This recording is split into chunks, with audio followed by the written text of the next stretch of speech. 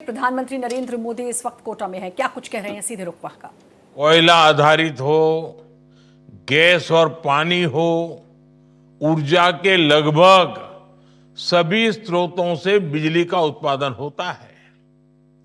हाड़ौती की इस धरती अपनी धरोहरों के लिए भी उतनी ही प्रसिद्ध है।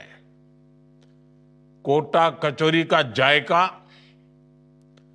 कोटा डोरिया साड़ी, इसके साथ साथ कोटा स्टोन और सैंड स्टोन की चमक, इन्होंने दुनिया भर में अपनी पहचान बनाई है।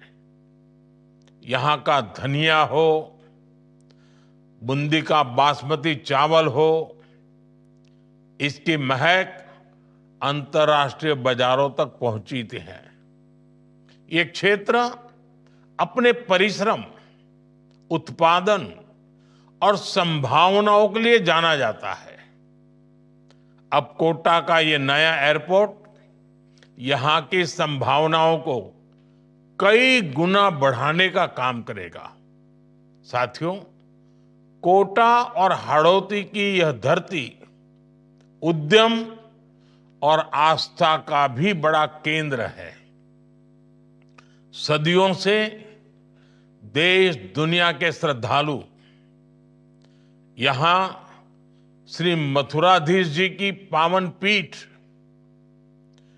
केशवराय पाटन के तीर्थ, खड़े गणेश जी महाराज और गोदावरी बालाजी धाम के दर्शन के लिए आते रहते हैं। गरड़िया महादेव से दिखने वाला चंबल का दृश्य हर किसी को मंत्रमुग्ध कर देता है। मुकुंदरा हिल्स और रामगढ़ विषधारी जैसे वन्य जीव अभयारण्य इस पूरे क्षेत्र को वाइल्ड लाइफ टूरिज्म का बड़ा केंद्र बनाते हैं।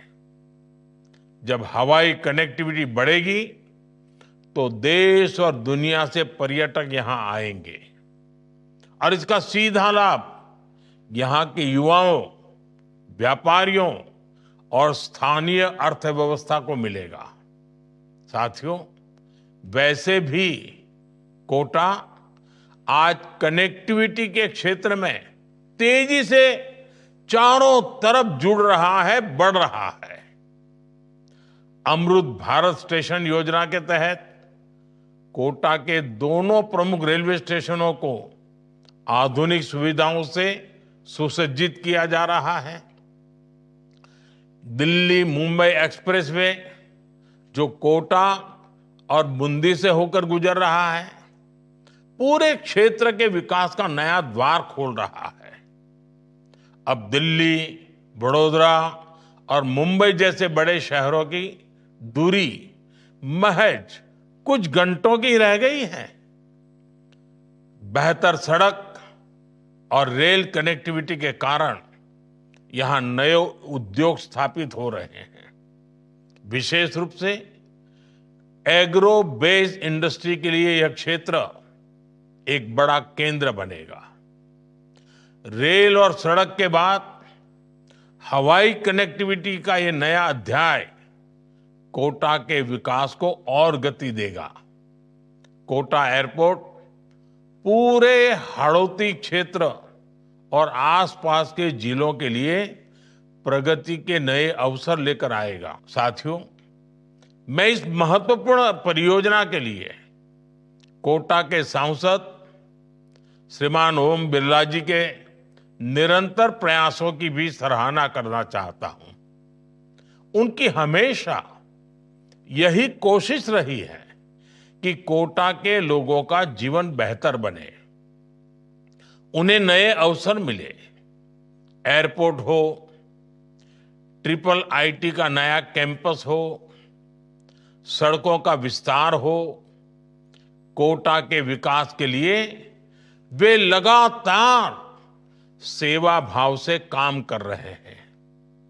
उनके प्रयासों के कारण ही कोटा और इस पूरे क्षेत्र के विकास को नई गति मिल रही है।